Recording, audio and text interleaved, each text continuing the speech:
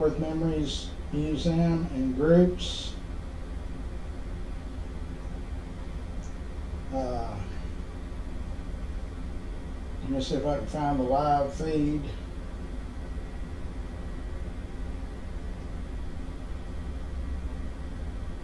Yeah, I guess that's it. I found it. Hold on and I'll style it. Yeah.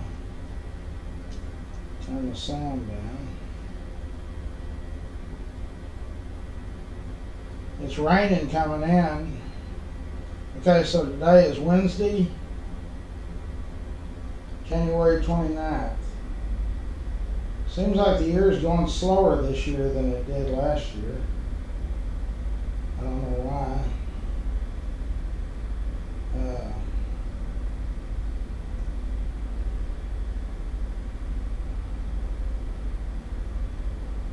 I'm going to share it to the internet, share it to Memories, old and new, live videos. Okay, now I need to get the camera on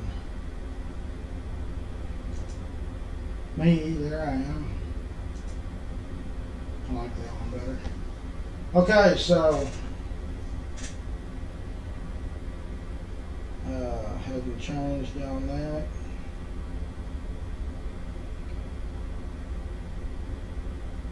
Saying good morning to everybody. Brittany's in, Colin is in, Greg and Dawn. Okay, so it's supposed to rain, I think, pretty much all day today and tomorrow.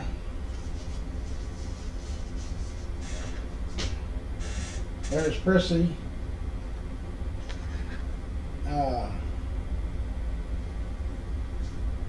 Grab your umbrella. Yeah, I've already grabbed it.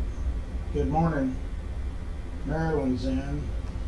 So yesterday we got word that Renee had passed, and that we were prepared for it, I guess, but I don't know why that thing's frozen. Can y'all see that? Y'all see the, okay, let's go from there. Because the other camera was frozen. I'm waving at it and it's not doing nothing. That one is not. Now that one, let's look at the t-shirts. That's the Icky Twerk and the Gorgon t-shirts. We've got them in 2X, 3X, all sizes. They're $30. I did not have those made. Paul Camfield did. Paul lives in Portland, Oregon, and he is Bill Camfield's son. Bill Camfield was Icky Twerk. Okay, so last night was a strange night for me, a real strange night.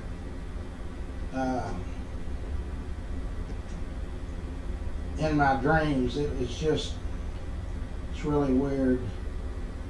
I got messages from people, Prissy is one of them, that I don't normally get a message from.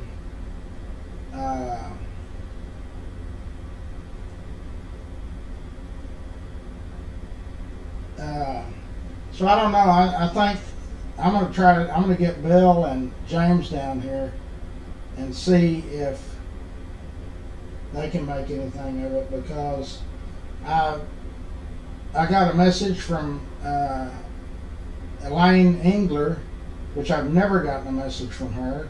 That was Louis Engler's Western Wear's daughter.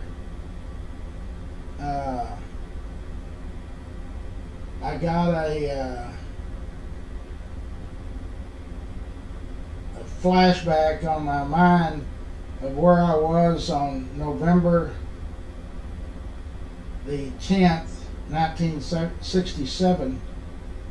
I was actually at Ridgely Country Club waiting for a guy that was the president of Ridgely Bank he owed the bookmakers, which, I mean, he wasn't behind. He just, that's the way we did it. I met him over at the country club, and he paid. So there was a message there waiting for me at the men's grill that said he had called and said to tell me he'd be about an hour late. So I went to the lounge, and I'm sitting there. That's when I was drinking, so I ordered a drink, but I was only 18, so I think I ordered a beer. Anyway, there was a black guy that sat down next to me, and we kind of struck up a conversation, and I didn't ask his name, he didn't ask mine. I said, how you doing tonight? Everything's fine. He got up, and I kind of thought it was weird, an African American guy that wasn't working at Ridgely Country Club in the men's grill. And I thought, I didn't think too much about it. I turned around and looked. In the lounge part, he was on the stage. It was Otis Redding. He played at Ridgely Country Club on November, it was either the 10th or the 11th, 1967. Exactly 30 days later, his plane crashed and he was dead. So that's too many coincidences. The next day, a guy that was in my crew when we were in another lifestyle, the day after Otis Redding died, the guy that worked for me and my crew took a gun and shot himself. We never figured it out. He passed on, pretty good few years ago, but he lived for 20 or 30 years. He was always a vegetable. Of course, his family always blamed it on me. Back then, we were always in trouble running from authorities, I guess. So it's just strange. And then I saw some pictures in my mind. Y'all know I've got kind of a weird mind. And it was pictures of us eating at Polito's when it reopened. And I saw these pictures, and one of them was Renee and a guy with her that I remember. She said he was a pilot where she worked for American West, I guess. But John Penn's pictures there, James and Dottie was there, I was there, Tino was there. So it's just kind of weird that all of these things happened last night. I can't explain them, so I'm going to reach out to Bill Palmer and James Van Zant and see if they can come by this morning and see. It kind of scares me. I mean, is this supposed to be my last go around or what? I mean, I don't know. It's never happened like that. So, I don't know what to say, but Prissy sent me a message. And I don't know what that message means. I got a message from another person who many years ago was, I guess, infatuated with me. And she sent me a video at 11:51 p.m. yesterday. Michael Jackson, I Just Can't Stop Loving You. It's just kind of the weirdest night I've ever had that I can remember. So, anyway, I hope if I'm still around tomorrow that, I mean, I don't know what it is. I don't understand. I've never had anything like this. I get 2 messages from 2 people that I've never had a message from. And Elaine Engler's message was her father, Louis, who was a good friend of mine, Louis Engler, Engler's Western Wear. It was his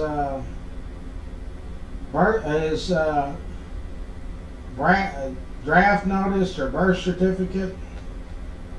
Let me see what it is.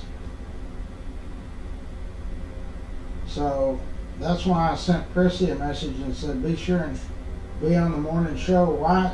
Okay, so this lady, Elaine Engler's never sent me a message.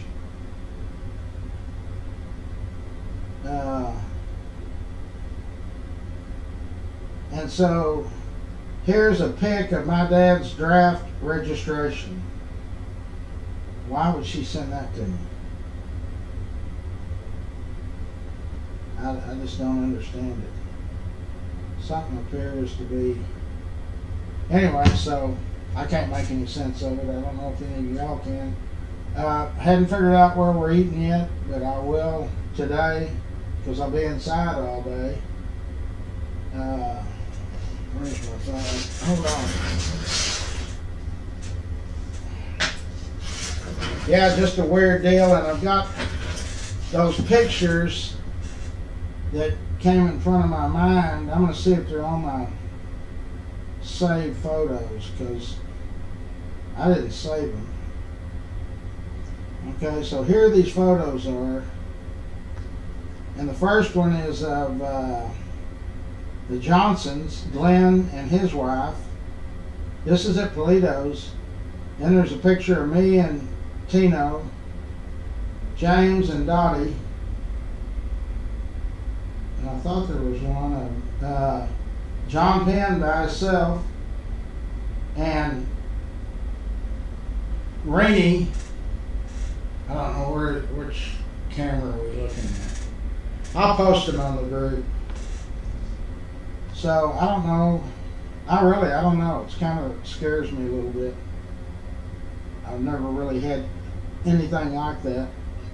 I'm blessed with a photographic memory, and sometimes, not sometimes, every day, when I get up, I have to put my feet, I swing out of the bed, put my feet on the floor, and my mind shows me 2 or 3 pictures, and I kind of have to identify them to myself, or my whole day is screwed up. It very rarely happens that I can't identify them.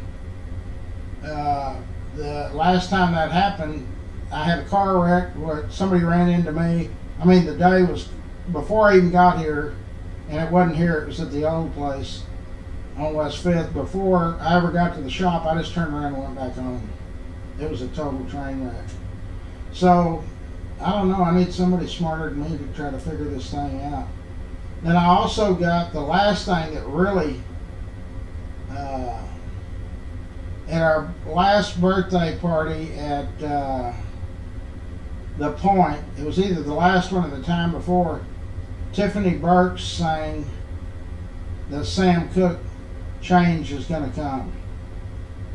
And I saw that whole deal of her singing it, which took about 10 minutes.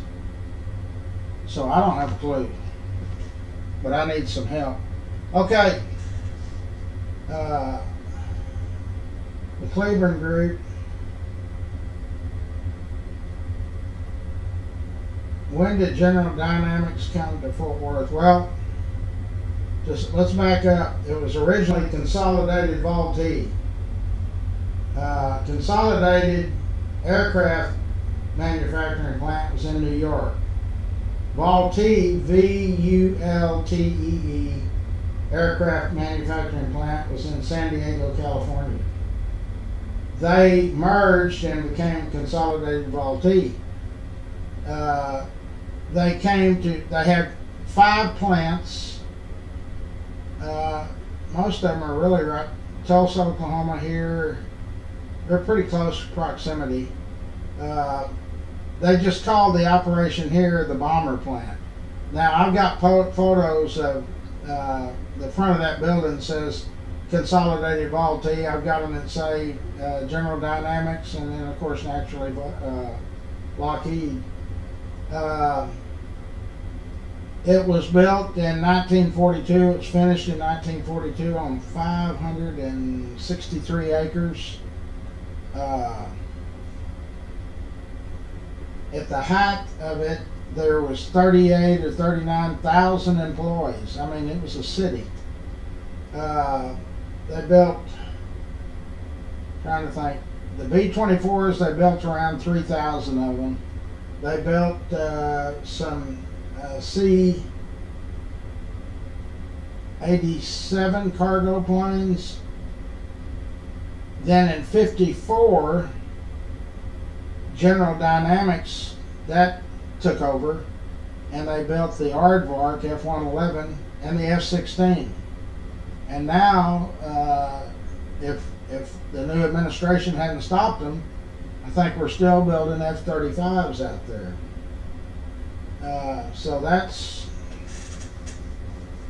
is that what you wanted to know?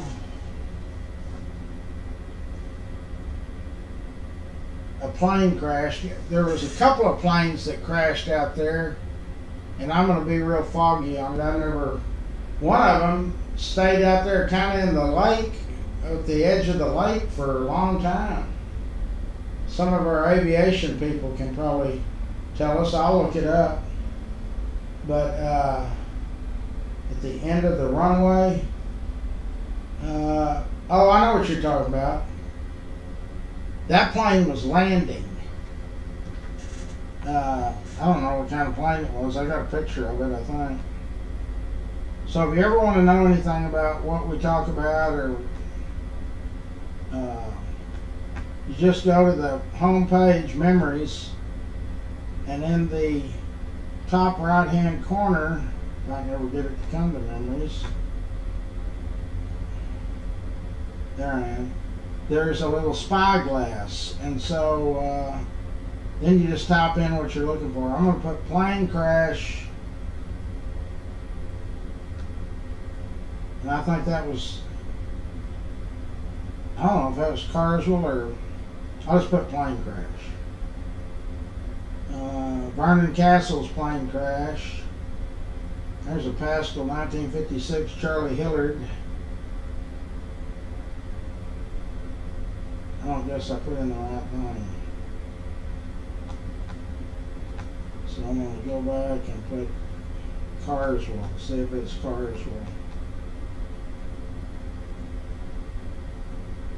Yeah, here it is. Plane wreck, takeoff at Carswell, 1961. I don't know if that's what you're talking about. What camera am I looking at? I don't have a clue what kind of plane that is. It was in 1961. It says TC-362, U.S. Air Force. And there's foam on it, so I guess, I guess it didn't explode or blow up. Let me see if there's another. There was a couple of plane crashes. Okay, here's one. In June 3rd, 1955, a B-36 crashed at Carswell Air Force Base. Firemen sprayed foamite chemical on a section of the plane. That was a disaster. So that's maybe, there is another one that I remember.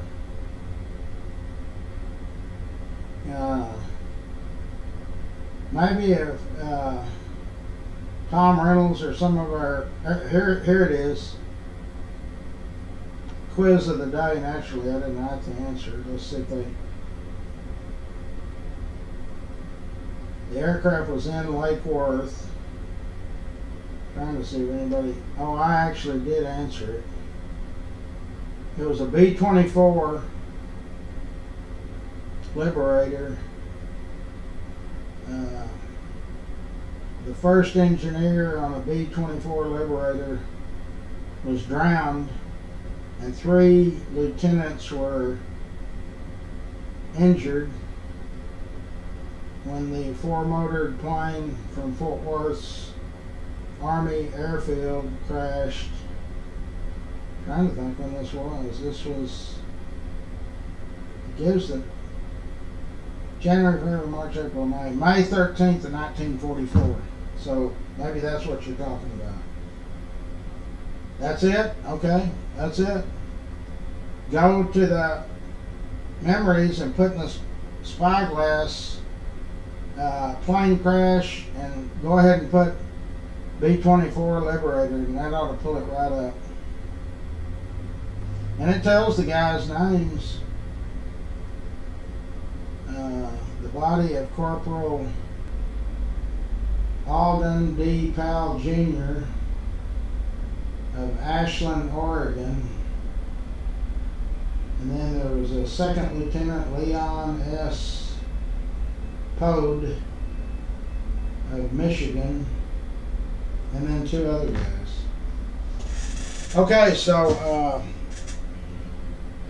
I got to meet a guy out here in a minute that's, what time is it? 7:19. Why is my watch off an hour? These things ain't supposed to run out of time.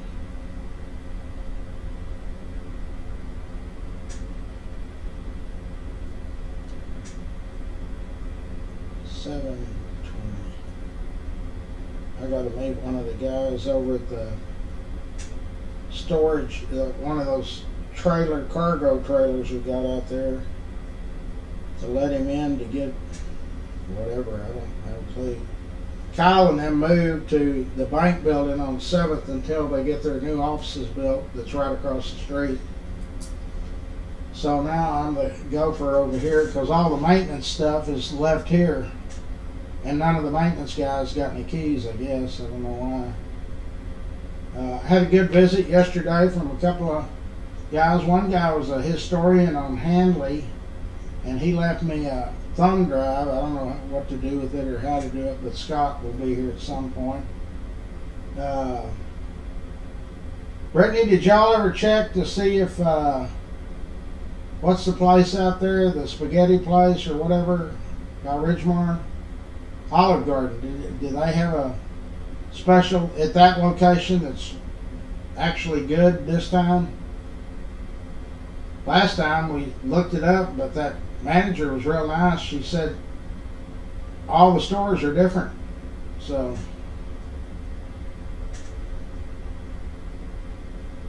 that's a thought. It was good food though. Everybody that went there liked it that I talked to.